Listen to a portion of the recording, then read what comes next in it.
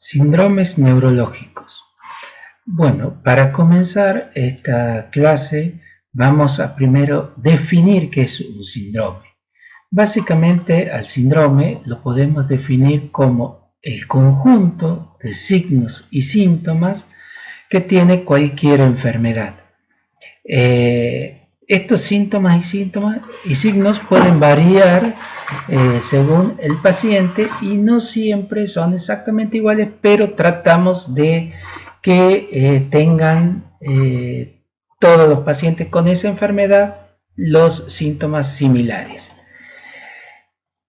¿Cómo definimos el síndrome? Bueno, eso nos sirve primero definir dónde se encuentra la lesión, si es central o periférica, cosa que en neurología es fundamental debido a que uno continúa el proceso diagnóstico según dónde esté ubicada la lesión y si es afección del sistema nervioso central o periférica, y teniendo estos datos podemos definir cuál es la causa o etiología.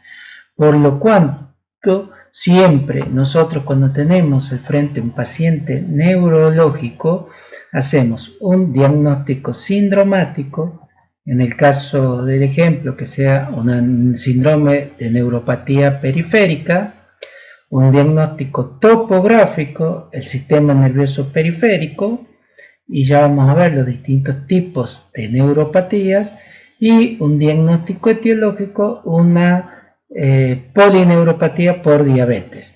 Así nosotros tenemos que encarar a todo paciente con trastornos neurológicos. Bien, ahora vamos a ver cómo se hace un examen neurológico. Bien, cuando nosotros hacemos una exploración neurológica, lo primero que tenemos que determinar es el estado de conciencia. Si el paciente está lúcido, si está vigil, si está con trastornos de conciencia, como puede ser un coma, un cuadro estuporoso, y eso nos va a permitir guiar el interrogatorio y eventualmente adecuar el examen físico al estado de conciencia del paciente. También tenemos que examinar primero los pares craneales. Habitualmente lo hacemos en orden, del primero al 12º, para no cometer errores y así evitar no hacer algún diagnóstico preciso. Después vemos la función motora, en lo cual exploramos fundamentalmente dos tipos de motilidad: la motilidad activa y la motilidad pasiva. La motilidad pasiva es aquella en la cual nosotros hacemos el movimiento de uno de los miembros y determinamos fundamentalmente el tono muscular, si hay hipotonía o si hay hipertonía. Y la motilidad activa, hay distintas maniobras que podemos hacer para ver la motilidad general, como Barré y Mengazzini, o bien exploramos la motilidad segmentaria, proximal de los brazos, del codo, de las manos, de prensión, de apertura de los dedos, proximal de las piernas, la rodilla, los pies. Así determinamos si hay alguna lesión de un segmento corporal, como puede ser una hemiparesia, o de un nervio determinado, como podría ser un estepage por lesión del ciático popliteo. Junto con la función motora, habitualmente también exploramos la marcha, el signo de Romberg, y vemos si hay o no signos meningios. Y fundamentalmente, también con la función motora, vemos los reflejos osteotendinosos, bicipital, estilo radial, cúbito pronador, rotuliano, y también podemos buscar reflejos patológicos como pueden ser el clonus, la sencinesia, el Hoffman o el signo de Babinski. Bien, después de haber explorado la función motora con la marcha y estabilidad, exploramos la sensibilidad. En la sensibilidad también podemos explorar dos tipos de sensibilidad, la superficial y la profunda. La superficial la exploramos habitualmente con estímulos termoalgésicos y siempre tiene que ser comparativa entre un lado y otro y de manera ascendente o descendente para determinar si hay un compromiso sensitivo medular. Y la sensibilidad profunda la podemos explorar con la sensación vibratoria, siempre comparando un lado con otro en las eminencias óseas del tobillo, la tibia, espina ilíaca, costilla flotante, clavícula, y siempre comparando un lado con otro y de manera ascendente o descendente para la lesión medular. También se puede explorar la palestesia, que es la sensación de la vibración, y la esterognosia, que también es parte de la sensibilidad subprofunda. Bien. Después vemos la coordinación, muy importante, sobre todo cuando buscamos signos cerebelosos, como puede ser la dismetría en las pruebas de exploración índice-nariz, o talón, rodilla, tobillo, y podemos ver si hay algún trastorno en la coordinación, que también hemos visto parte en la marcha. Y otros signos meningios, otros signos que podemos buscar como los meningios, que habitualmente lo ponemos en la función motora. Ahora vemos que hay una gran cantidad de síndromes medulares, muchos con nombre propio, pero básicamente nos vamos a síndromes neurológicos, disculpen, nos vamos a orientar en los principales y más significativos. Cabe acotar que no hay que asustarse por esta lista de síndromes, ya que la mayoría tienen una muy buena correlación anatomoclínica, o sea, en neurología es fundamental conocer la anatomía de todo el sistema nervioso para poder determinar un síndrome y los signos que tenemos. Después, si sabemos un nombre propio o no, no tiene mucha importancia. Bueno, el síndrome meningio. El síndrome meningio se da fundamentalmente por una inflamación de las meninges, que es la cubierta que tiene todo el sistema nervioso central. Básicamente hay dos etiologías, la hemorragia subaracnoidea o una meningitis. La hemorragia subaracnoidea produce también una inflamación de la meninge, pero por causa química, que es la sangre. En cambio, las meningitis pueden ser viral, bacterianas, micóticas o parasitarias. ¿Cuáles son los síntomas fundamentales? Cefalea. La cefalea puede ir acompañada de náuseas, vómitos y signos de irritación meningia, como rigidez de nuca, signo de Kernig, signo de Brudzinski, en el cual el signo de Kernig es cuando yo al paciente le levanto la pierna y se le dobla. Eso se produce por la irritación que hay en la meninge. Y el signo de Brudzinski es cuando yo al paciente acostado le levanto la cabeza y por la rigidez me dobla las piernas. Y la fiebre puede haber sobre todo en los cuadros que son infecciosos. En el cuadro de hemorragia subaracnoidea no vamos a tener fiebre. Pero sí, lo fundamental y lo más importante es la cefalea con signos de irritación meninge, rigidez de nuca, Kernig y Brudzinski. Una vez que hemos hecho este diagnóstico, vamos a buscar las etiologías específicas. Otro síndrome que vemos habitualmente cuando tenemos algún proceso intracerebral, fundamentalmente tumores cerebrales o formaciones expansivas, que pueden ser también abscesos o hematomas, o bien aumento de la presión del líquido cefalorraquídeo, es el síndrome de hipertensión endocraniana. El cráneo, acuérdense que es una caja elástica e inextensible, y adentro tenemos tres componentes: cerebro, sangre y líquido cefalorraquídeo. Cualquiera de estos que aumente en su volumen, en un momento no tiene por dónde escapar esa presión y produce signos que lo más temprano son el síndrome de hipertensión endocraniana y tardíamente pueden producir la herniación, sobre todo del uncus del hipocampo a través de la tienda del cerebelo, que puede producir la muerte del paciente. Los primeros síntomas que pueden coincidir los tres o no.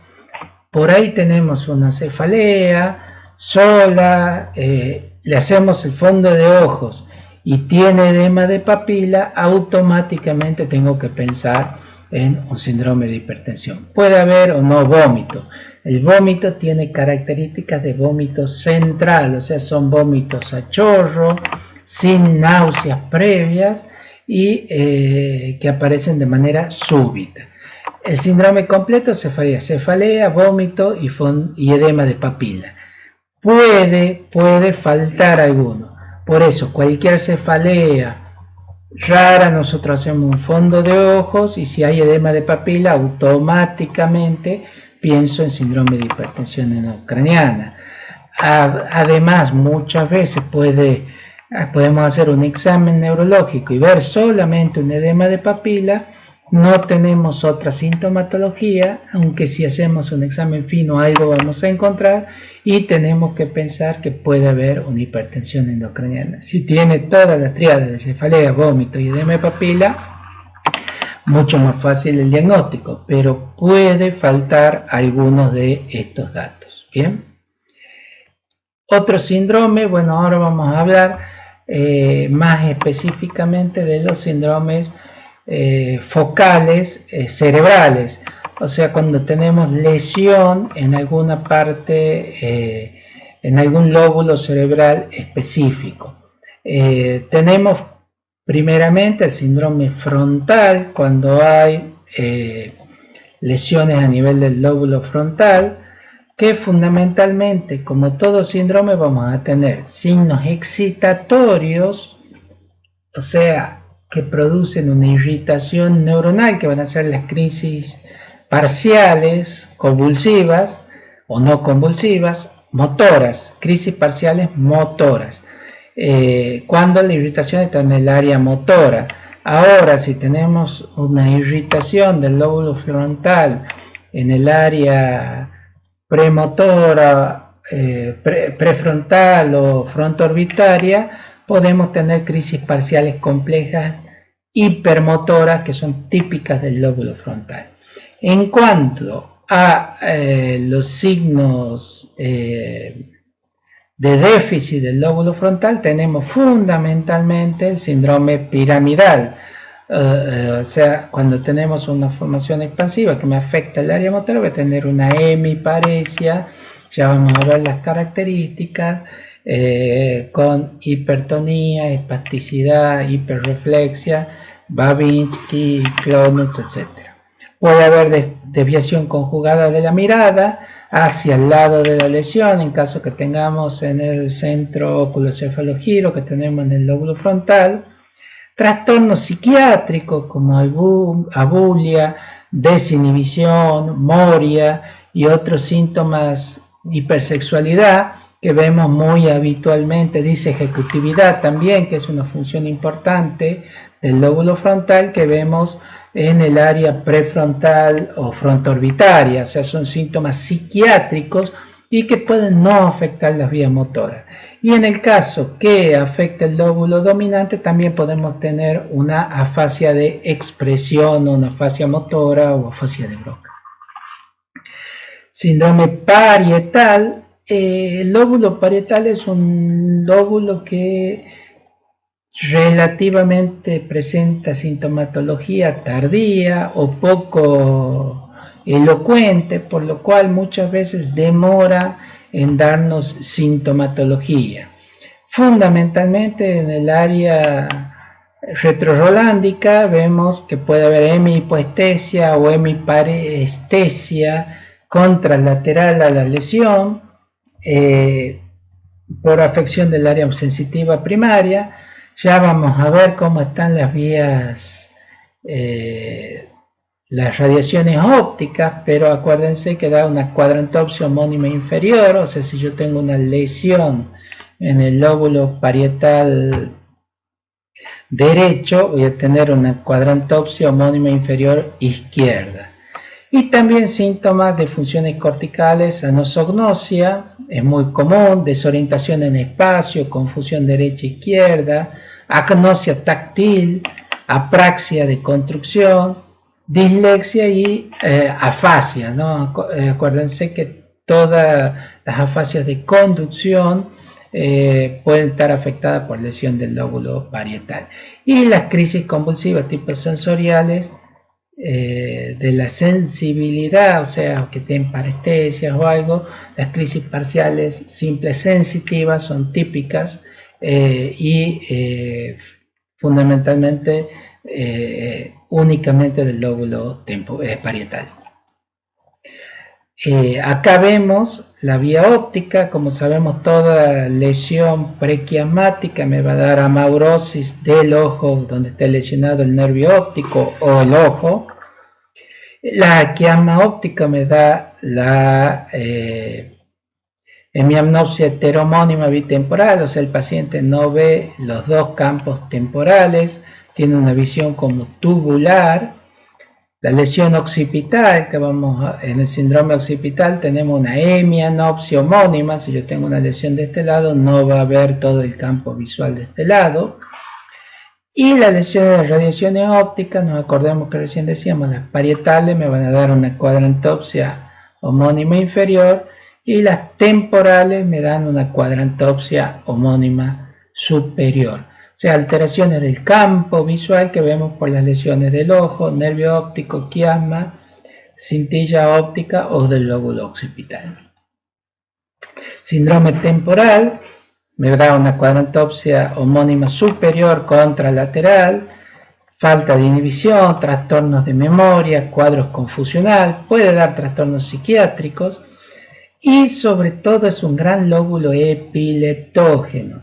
Tomemos en cuenta que el lóbulo temporal, lesiones focales, tenemos el 80% de las crisis parciales complejas, podemos tener crisis uncinadas, olfatorias, crisis gustativas, crisis mnésicas como los fenómenos de los ya visto o nunca visto, crisis de vértigo, crisis difásica, crisis autonómicas, crisis de impulsividad, crisis de risa, crisis de llanto inmotivado. Todas estas crisis epilépticas son típicas del lóbulo temporal, el cual es un gran lóbulo epileptógeno. También podemos tener sordera cortical, podemos tener los trastornos de la memoria y es un lóbulo sobre todo que se caracteriza y se manifiesta por las crisis parciales, ¿no? Síndrome occipital, ya habíamos dicho, defecto del campo visual, hemianopsia homónima contralateral, crisis epilépticas visuales, crisis parciales simples visuales, desorientación espacial, agnosia colores, agnosia óptica, alexia, sobre todo en la encrucijada parieto-temporoccipital tenemos trastornos de alexia, ceguera cortical, esto si tenemos lesiones bilaterales del lóbulo occipital podemos tener una ceguera cortical.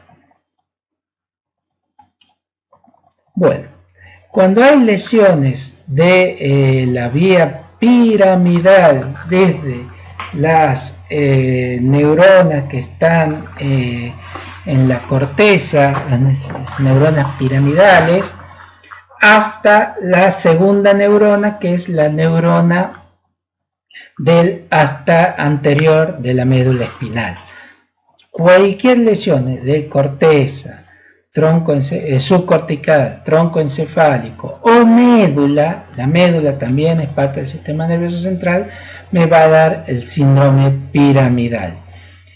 Básicamente, dependiendo del lugar donde se produzca la lesión, voy a tener una hemiparesia facio-brachiocrural, puedo tener alteraciones, los síndromes alternos, que ya vamos a ver cuáles son cuando tenemos lesión exclusiva y puramente a nivel del tronco encefálico, el cual voy a tener un par craneal motor, en este caso de un lado, por ejemplo el facial, con una paresia brachiocrural contralateral.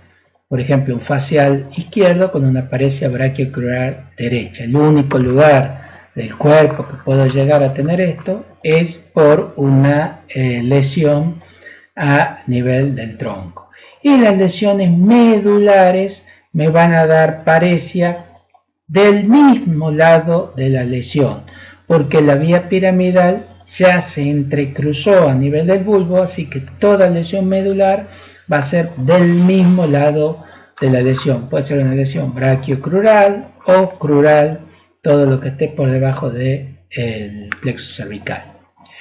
¿Qué características tiene esta debilidad o paresia? Siempre los trastornos motores van a ser deficitarios, o sea, va a haber debilidad, va a haber paresia o plejía, que es la debilidad es parcial o completa. Siempre hay debilidad, tanto en los trastornos motores centrales y también en los periféricos. No hay trastornos motores por tener mucha fuerza, no. Los trastornos motores siempre, cualquier lesión de la vía piramidal o del sistema nervioso periférico a partir de la motoneurona del gato anterior me va a dar debilidad, paresia o plejía. Esta paresia o plejía va a tener el tono muscular aumentado y me va a dar espasticidad, o sea, el músculo va a estar rígido y va a haber una oposición permanente, como si estuviésemos doblando un caño de plomo. Hay fenómenos de la navaja que en un momento esta espasticidad se vence y uno puede vencer la fuerza. Hay un aumento de los reflejos de estiramiento muscular. El trofismo puede estar levemente afectado, pero no precozmente, sino tardíamente. También hay signos patológicos o de liberación, como el Babinski, cuando yo tomo en la planta del pie, o el Hoffman en la mano, que me dicen que hay lesión. Entonces, básicamente, el síndrome piramidal se caracteriza por paresia o plejía. Esta debilidad va a ser espástica y va a haber hiperreflexia y aparición de reflejos patológicos como Hoffman o Babinski. Acá tenemos los principales reflejos que podemos tomar: el bicipital, el tricipital, el estilo radial, el rotuliano, podemos tomar el aquiliano. Hiperreflexia es cuando yo estimulo en el lugar por fuera del área reflexógena y obtengo el reflejo, porque muchas veces puedo estimular el área reflexógena y tener la respuesta viva o levemente aumentada, y esto puede ser normal en muchos pacientes. En cambio, si yo estimulo acá y me sale el reflejo normal, o sea, fuera del área reflexógena, esto se considera una hiperreflexia. El signo de Babinski es cuando yo estimulo la planta del pie por la cara externa hasta la parte superior, y cuando llego cerca del dedo pequeño voy hacia el dedo gordo. El Babinski hay o no hay, digamos, la respuesta flexora parental es normal. El Babinski siempre es patológico. Y vemos la espasticidad, y que vemos cierta atrofia cuando tenemos durante mucho tiempo esta espasticidad. Si ustedes quieren moverle el brazo, es muy duro y hay una oposición permanente. Tanto la hiperreflexia, la hipertonía o la espasticidad y los signos patológicos como el clon o el Babinski, las cincinesias también, el Hoffman, son signos de liberación piramidal. ¿Qué quiere decir? Que cuando yo tengo una lesión del sistema nervioso central, toma el mando la estructura inferior, que es el arco reflejo, la estructura más básica del sistema nervioso central, y esta lesión puede producirme la exacerbación de este arco reflejo, y todo eso son los signos piramidales. ¿Por qué? Porque acuérdense que el sistema nervioso es jerárquico y las estructuras superiores o más nuevas controlan las estructuras inferiores. Por eso cuando tengo una lesión de la vía piramidal se liberan todas estas estructuras del arco reflejo y el arco reflejo empieza a actuar de manera independiente. Bien, entonces esto, antes de continuar con otro, vale una aclaración que es muy importante porque muchas veces nos lleva a diagnósticos inadecuados y a confusión. Es cuando tenemos una lesión piramidal, o sea, de primera neurona aguda. O sea, si yo tengo un accidente y tengo un shock medular, o sea, que se corta la médula, pongamos a un nivel de 10, que puede ser el ombligo, voy a tener siempre parálisis. En este caso voy a tener plejía, cuando hay sección medular completa, una paraplejía, o sea, una plejía de las dos piernas, pero en el momento agudo, la lesión piramidal puede ser hiporrefléctica, hipotónica, y con el tiempo se va a ir poniendo hipertónico, hiperrefléctico. O sea,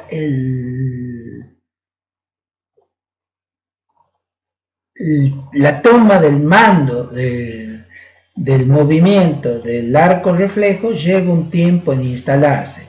Yo en un primer momento va a estar hipotónico, hiporrefléctico, y a la semana, 2 semanas, 3 semanas se me va a poner hipertónico, hiperrefléctico y con todos los signos de liberación piramidal.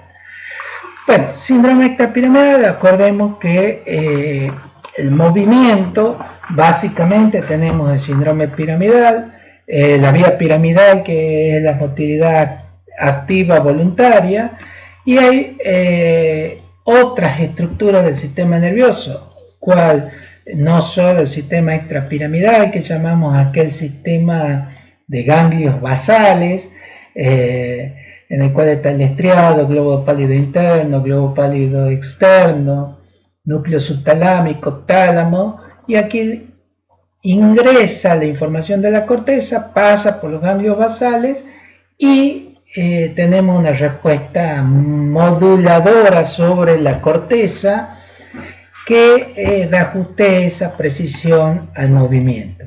Cuando está alterada esta respuesta tálamo cortical, producto del resultado de distintas sinapsis inhibitorias y excitatorias que hay en los ganglios basales, me dan los síndromes extrapiramidales, que pueden ser hiperkinéticos, hipotónicos, como la corea, la tetosis, el balismo, en el cual la respuesta tálamo-cortical está aumentada, y tenemos los síndromes hipokinéticos, hipertónicos, en el cual ya vamos a ver, tenemos una, en estos casos, rigidez que llamamos en rueda dentada, o sea, que tenemos una rigidez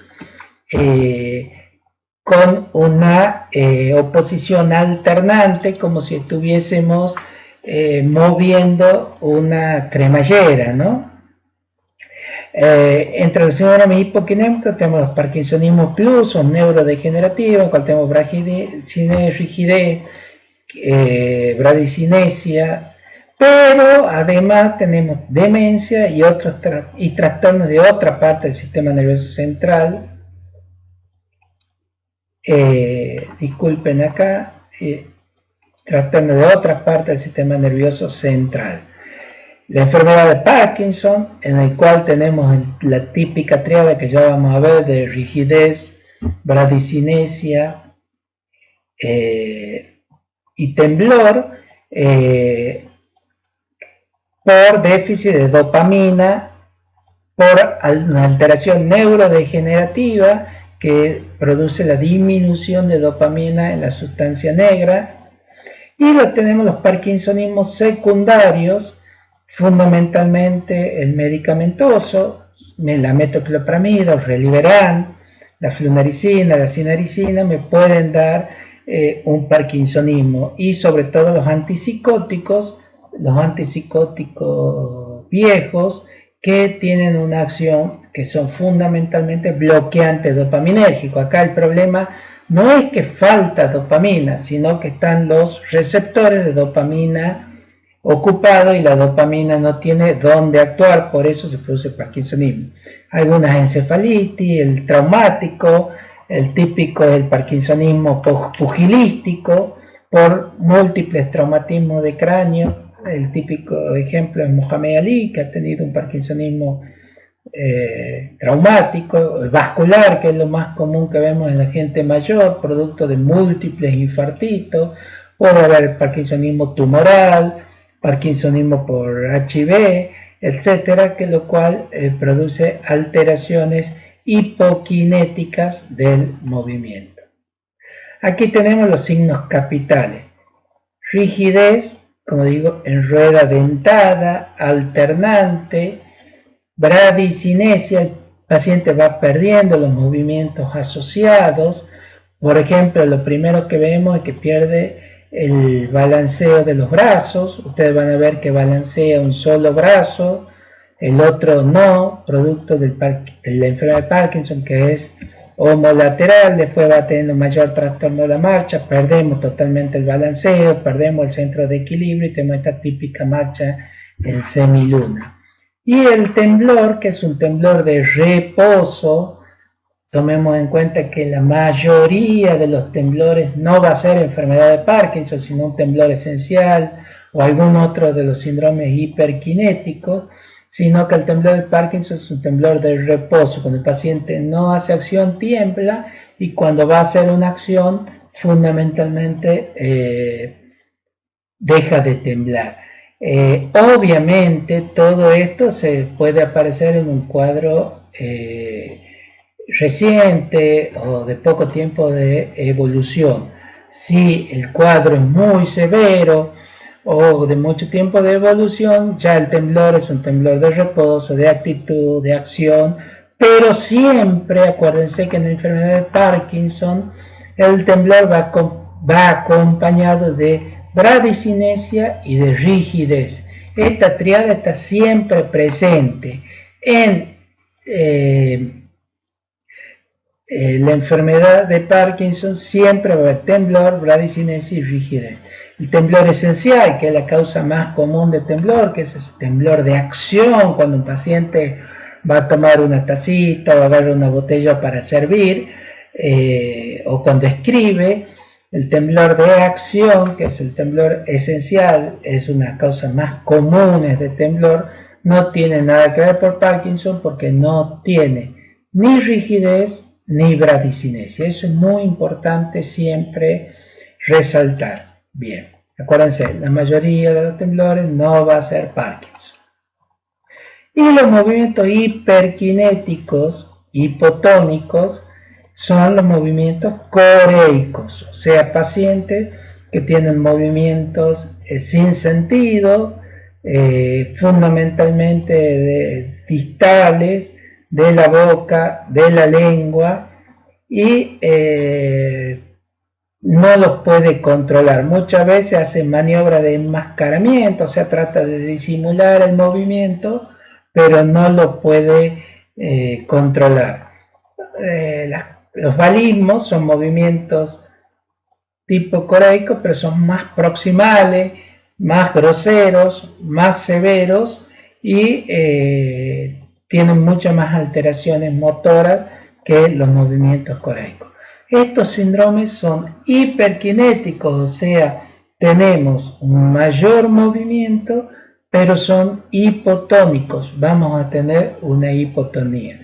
Dentro de la corea, lejos, la más frecuente, vamos a ver que es la corea por levodopa, que vemos cuando los pacientes toman, fundamentalmente los parkinsonianos, dosis alta de levodopa, puede en algún momento producir las coreas, lejos, la causa más común. Acá vemos otro ejemplo en los chicos, la corea de Sydenham, es una enfermedad inmunológica desencadenada por una infección por el estreptococo beta hemolítico del grupo A, y la corea de Huntington, que es muy estereotipada, muy clara, y se la da muchas veces como ejemplo, aunque muy poco frecuente, que es una enfermedad neurodegenerativa hereditaria por una alteración en el brazo corto del cromosoma 4, que produce esta alteración y va acompañada de corea con demencia. Hay una repetición del triplete citosina, adenosina, guanina en el cromosoma 4 y va a dar la tríada que es hereditario, produce demencia y tiene corea. Mientras más repeticiones tenga, más precoz va a ser esta corea. Bien. Síndrome cerebeloso. Bueno, acá tenemos una característica muy importante, que el síndrome cerebeloso habitualmente es homolateral a la lesión, o sea, las vías cerebelosas son del mismo lado de la lesión, al contrario de lo que veíamos en los síndromes piramidales que están por arriba del entrecruzamiento vulvar. Y me va a dar disartria. Es una disartria muy particular que le llamamos palabra escandida, en la cual el paciente habla así de manera automática y más lenta. Puede haber vértigo y nistagmus. O sea, nistagmus es el movimiento que nosotros vemos del ojo, es un vértigo permanente. La mayoría de los vértigos son vestibulares, pero acá va acompañado de otras cosas, como dismetría, tiene alteración en el cálculo de las distancias, adiadococinesia, tiene alteración en los movimientos alternantes asociados, una marcha táxica, o sea, el paciente tiene una marcha como del ebrio, que fundamentalmente es una alteración cerebelosa tóxica. O sea, el paciente no tiene desviación hacia un lado con un romber positivo, pero no es hacia ningún lado específico. Y los reflejos pendulares que se producen por la hipotonía que tiene. Cuando yo tomo un reflejo, el paciente continúa el movimiento varias veces de manera pendular. Bueno, tenemos lo que llamamos síndrome orgánico cerebral. El agudo, que habitualmente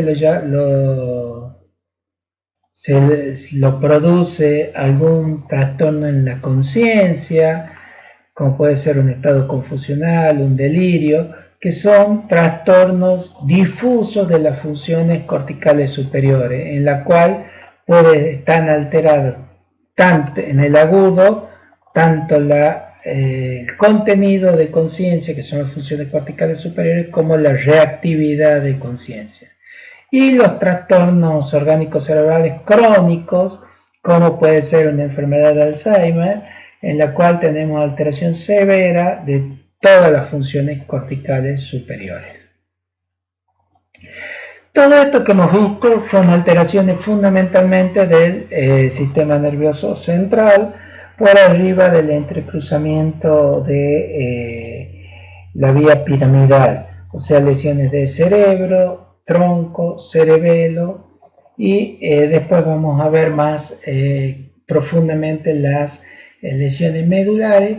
Lo que pasa es que cuando hablamos de lesión medular, habitualmente hablamos de lesiones que combinan trastornos motores con sensitivos, debido a que la médula es muy pequeña y produce alteraciones tanto sensitivas como motoras.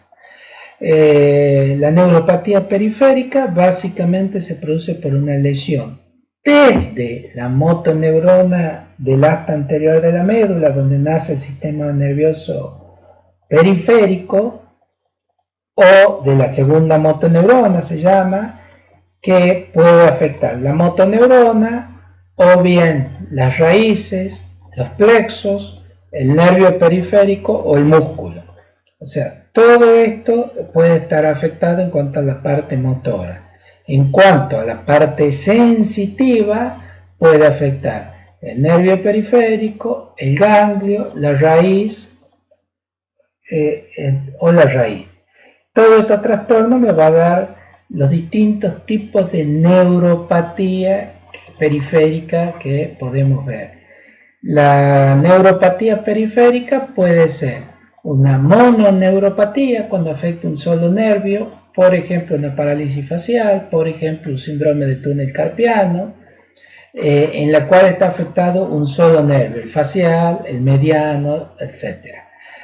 Puede ser una radiculopatía, como puede ser la lumbociatalgia, que me compromete toda una raíz, puede ser L3, L4, si me compromete la cara anterior del muslo hasta la rodilla, L4, L5, de la rodilla hasta la punta del dedo, todo por la cara anterior.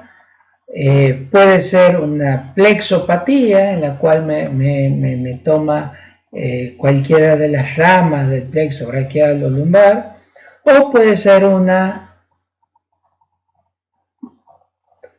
lesión de la motoneurona, que acá me va a tomar todo un segmento corporal, que puede ser toda la pierna, todo un brazo, y afección única y exclusivamente muscular. En eso, motora, en eso es una diferencia muy importante cuando nosotros exploramos. La mayoría de las neuropatías periféricas, hay algunas que son motora pura, pero hay tanta afección motora como sensitiva. Cuando tenemos exclusivamente afección motora, podemos pensar una lesión de la motoneurona o bien algún tipo de neuropatía, como puede ser la neuropatía multifocal motora, etc.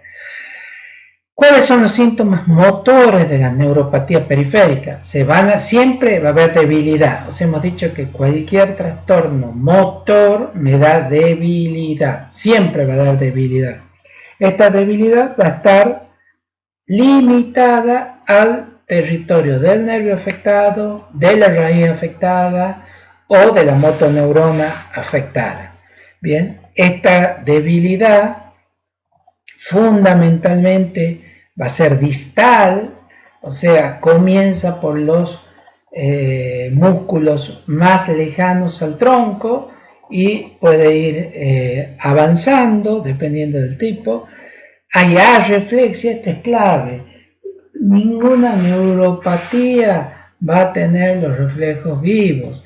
¿Por qué? Porque si tengo una neuropatía, acuérdense que el arco reflejo es motoneurona, nervio motor, músculo, nervio sensitivo, neurona sensitiva del asta posterior que conectan con la motoneurona. Es el arco reflejo. Si tengo dañado el nervio motor o el nervio sensitivo, por supuesto el arco reflejo va a estar dañado y no voy a tener reflejos. Así que siempre tengo arreflexia o hiporreflexia. Puedo tener disminuido el reflejo osteotetinoso. Generalmente el trofismo se ve alterado rápidamente, o sea, en un periodo de 15 días, 10 días, si tengo una neuropatía severa, voy a empezar a tener atrofia muscular en el territorio del nervio afectado y voy a tener trastornos sensitivos. Habitualmente siempre también van a ser distales, por eso los llamamos en guantes o en la mano o en calcetín o en botas, en los pies, porque como siempre los nervios más largos son los más afectados en este tipo de neuropatía, sobre todo en la polineuropatía, o sea, cuando están afectados muchos nervios. Recordemos que la neuropatía puede ser mononeuropatía, radiculopatía, ganglionopatía, mononeuropatía múltiple o polineuropatía. La causa más común de todos los tipos de neuropatía, siempre acuérdense, diabetes. La diabetes puede afectar un nervio, puede afectar múltiples nervios, y de neuropatía aguda, que es muy importante determinar, el síndrome de Guillain-Barré, que ya lo vamos a ver cuando lo estudiamos. Pero básicamente, motor, acuérdense, debilidad, arreflexia, atrofia. Y puede haber un signo cuando se produce la reinervación que se llama fasciculaciones, que lo vemos sobre todo en las enfermedades de la motoneurona, que son movimientos musculares abajo de la piel, finos, que el paciente los puede llegar a ver. Y los trastornos sensitivos pueden ser hipoestesia, pero no siempre va a haber hipoestesia, sino puede haber parestesia, dolor, hiperestesia, todos síntomas sensitivos. Y puede haber síntomas sensitivos negativos como hipoestesia o anestesia. Habitualmente pueden coexistir tanto los síntomas negativos positivos, parestesia, hiperestesia,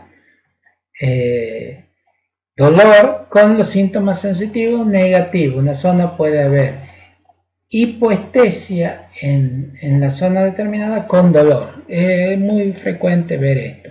Esto vemos en la diabetes, esto que queremos ver, que tenemos la alteración sensitiva en bota y en guante, que puede ser una hipoestesia, una parestesia, alteración de la sensibilidad profunda, como tenemos la palestesia acá afectada, alteraciones de la marcha, fundamentalmente por afecciones de los nervios que dan la sensación del movimiento, la arreflexia o hiporreflexia.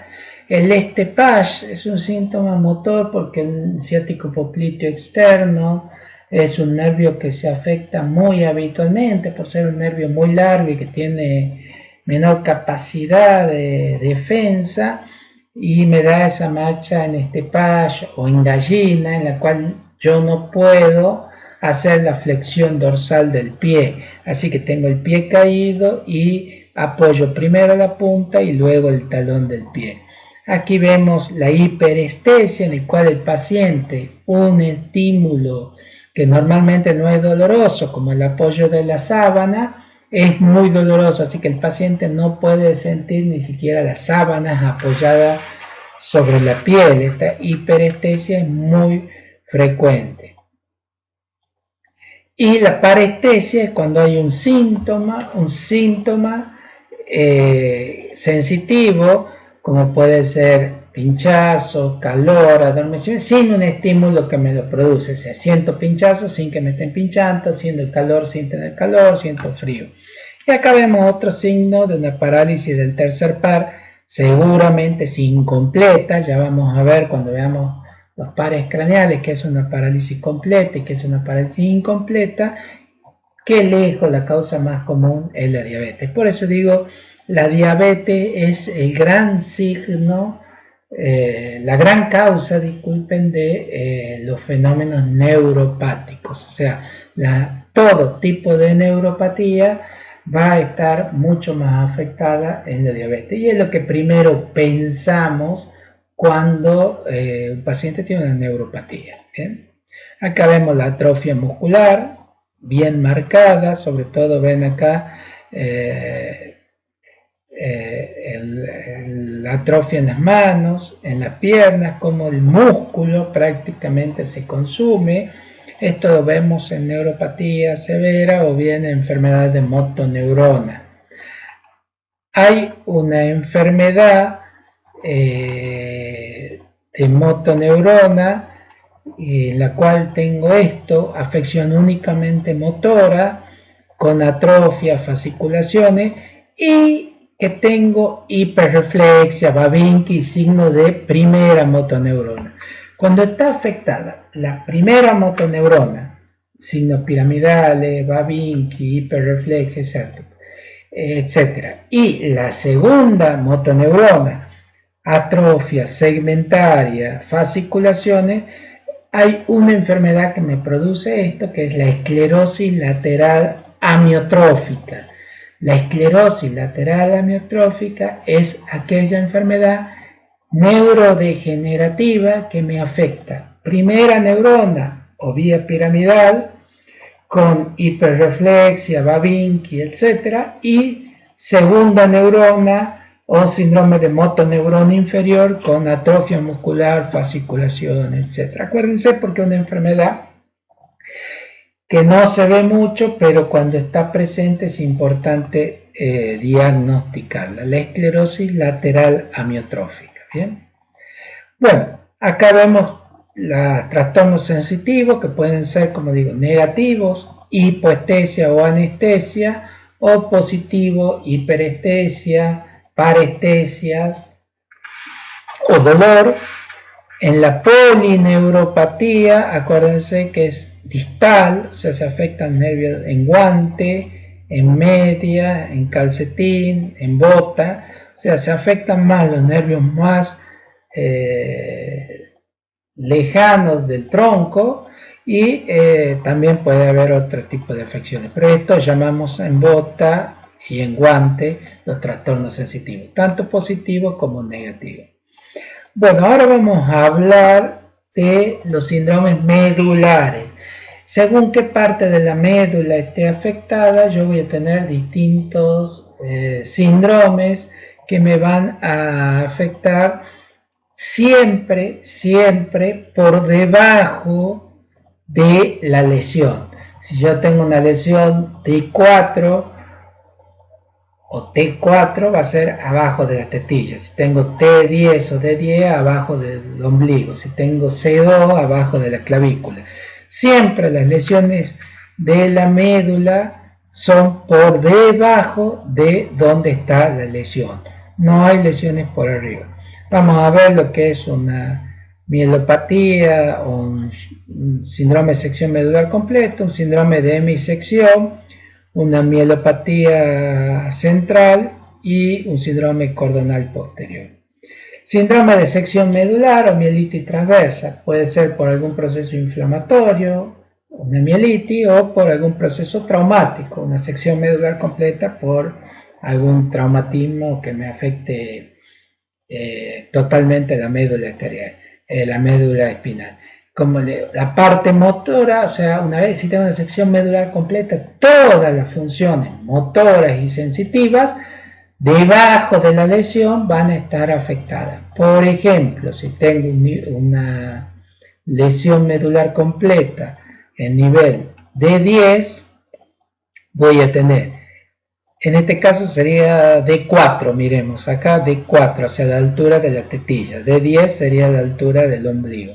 Voy a tener totalmente alterada, o sea, no voy a tener ninguna función voluntaria, porque crónicamente puede haber sincinesia, puede haber reflejos arcaicos, porque el arco reflejo toma su acción después de la sección medular, pero en el principio voy a tener abolición total del movimiento por debajo de la lesión, con abolición total de la sensibilidad superficial y profunda. Acuérdense que la vía piramidal va por acá, los cordones posteriores por acá y los cordones, la espinotalámica anterolateral. Sensibilidad termoalgésica, sensibilidad profunda y vía piramidal.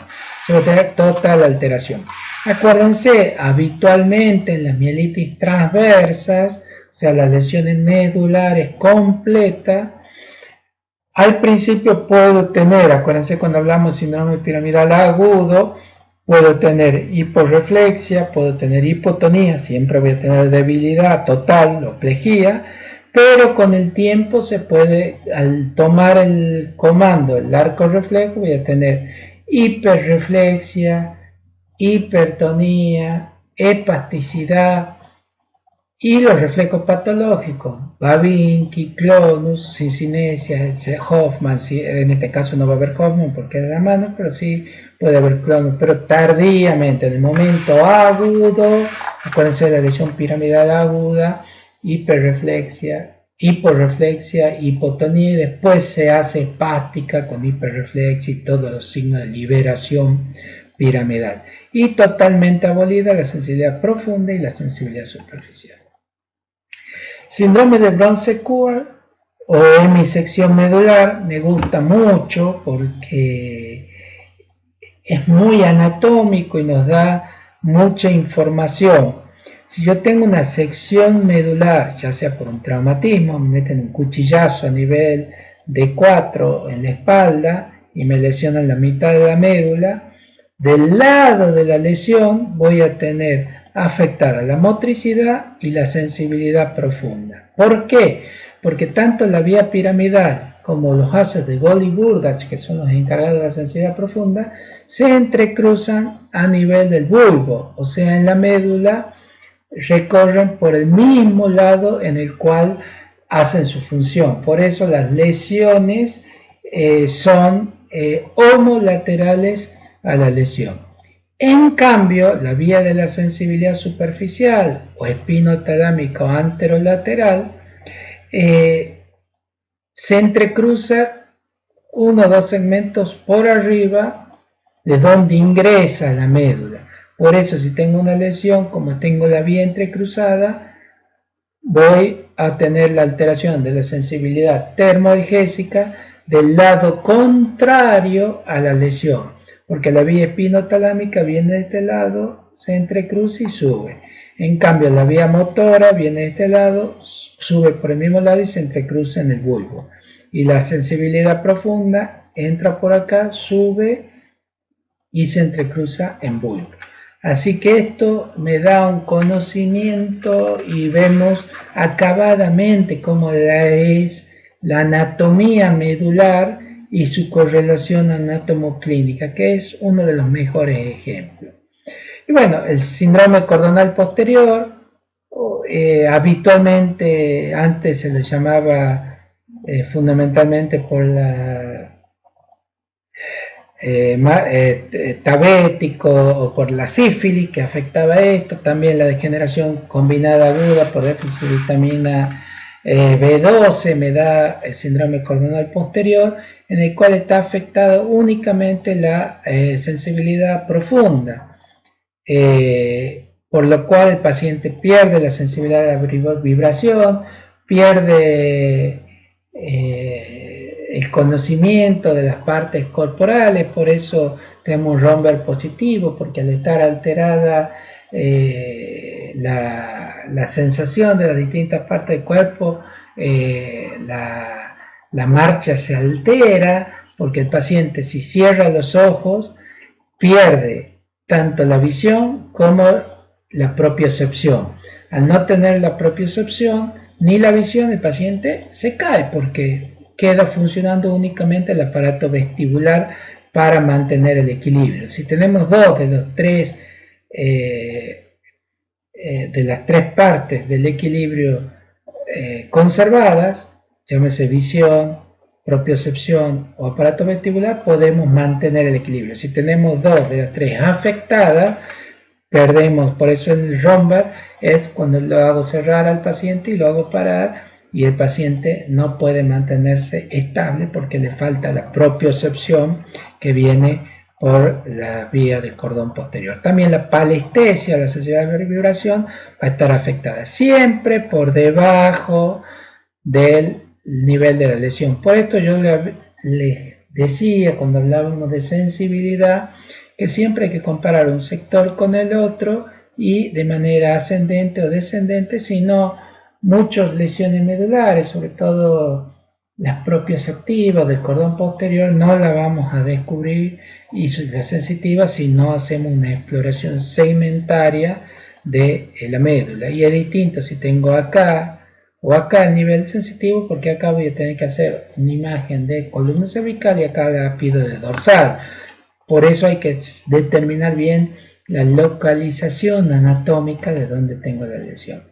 El síndrome siringomielia, que se produce por una dilatación habitualmente del conducto del epéndimo, que es una cavidad virtual que se produce real cuando hay algún tipo de alteración, que puede ser siringomielia o alguna lesión central medular, que me da esta característica de pérdida de la motilidad y la sensibilidad, porque me afecta la vía piramidal y me afecta la vía espinotalámica fundamentalmente, en un sector determinado en el cual tengo la alteración medular. Por ejemplo, acá tengo en los brazos por una alteración medular central cervical, pérdida de la motricidad, disociación termoalgésica, y se llama en barril. ¿Por qué en barril? Porque tengo en un territorio donde tengo la siringomielia, alteraciones de la sensibilidad, de la motricidad, y por debajo puedo tener trastornos sensitivos y motores, pero menores, sino voy a tener bien marcado en el territorio donde tengo, porque se afectan las vías que se entrecruzan por acá, que es la espinotalámica, y se afecta la vía piramidal que está por acá. Por eso esta típica distribución en barril. Síndrome de cono medular es cuando está afectada la última parte del sistema nervioso central, hay trastornos del esfínter cortical y anal, impotencia sexual y anestesia en silla de montar. O sea, todo alrededor del periné tengo anestesiada en forma de silla de montar. Y eso también puede tener dolor y trastorno muy desagradable. Y la cola de caballo, que es de presentación subdolor, duelen las raíces, habitualmente también hay anestesia en silla de montar, porque lo que se afecta son las raíces fundamentalmente sacras, y se da por compresión de la cola de caballo. Los síndromes radiculares, ya cuando hemos hablado de neuropatía periférica, hemos dicho que se podía afectar la motoneurona anterior, la raíz, el nervio, un nervio, una mononeuropatía o múltiples nervios, una polineuropatía. Aquí cuando se afecta la raíz, me puede dar tanto trastornos motores como sensitivos. Fundamentalmente los síndromes radiculares son sensitivos, o sea, el paciente va a tener trastorno, dolor, hay dolor, y el dolor se limita al territorio radicular que está afectado. Por ejemplo, acá vemos el dedo gordo y el índice, son C6 que va hasta por el brazo, C7 por la parte media del brazo y el dedo anular y menor, C8 el dedo meñique hasta el codo, C5 en el hombro, C4, C3 y C2 a nivel de la clavícula. Acá vemos la parte posterior y vemos todos los dermatomas cervicales, dorsales y L3, L4, L4, L5 y en la parte de atrás vemos los dermatomas sacros, ¿no? La característica fundamental de esto es el dolor. Puede haber arreflexia, puede haber debilidad motora, pero fundamentalmente el dolor, y la distribución no es de un nervio, como veríamos el nervio mediano que tiene C6, C7, sino es de la raíz. Esa es la diferencia fundamental que tenemos que ver, porque la etiología y el estudio varía según sea la afección del nervio o de la raíz. Síndrome miopático, bueno, este síndrome lo tenemos fundamentalmente cuando hay un trastorno del músculo. ¿Qué características tiene? Debilidad motora, obviamente siempre hemos dicho que cuando hay alteración motora va a ser alteración debilidad. La característica de esta debilidad es que es proximal, o sea, es de los músculos de la cintura escapular y de la cintura pelviana, a diferencia de la debilidad predominantemente distal en los pies y las manos que veíamos en la neuropatía. Si tenemos neuropatía motora pura, vamos a ver fundamentalmente la debilidad distal. En cuando tenemos miopatía, vemos fundamentalmente la debilidad proximal, o sea, el paciente no puede levantarse de una silla, no puede subir una escalera, y puede haber hipotrofia o pseudohipertrofia, como vemos en los síndromes de Thompson, que tenemos esa hipertrofia de los gemelos. Puede haber dolor, más que dolor es molestia, signo de Gowers, cuando les ponemos un paciente en el piso y vemos que tiene que reptar sobre las piernas y ayudarse en los brazos porque no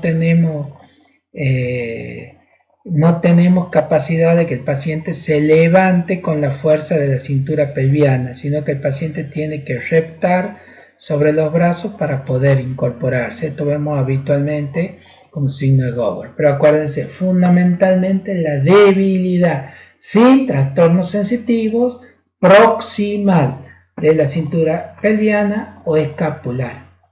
Principal diferencia con la debilidad neuropática, que es distal. Eso es fundamental porque según eso vamos a determinar la etiología. Por ejemplo, viene un paciente que no puede caminar y tenemos que ver si es un Guillain-Barré, que va a tener una debilidad fundamentalmente de la flexión dorsal y plantar del pie, o una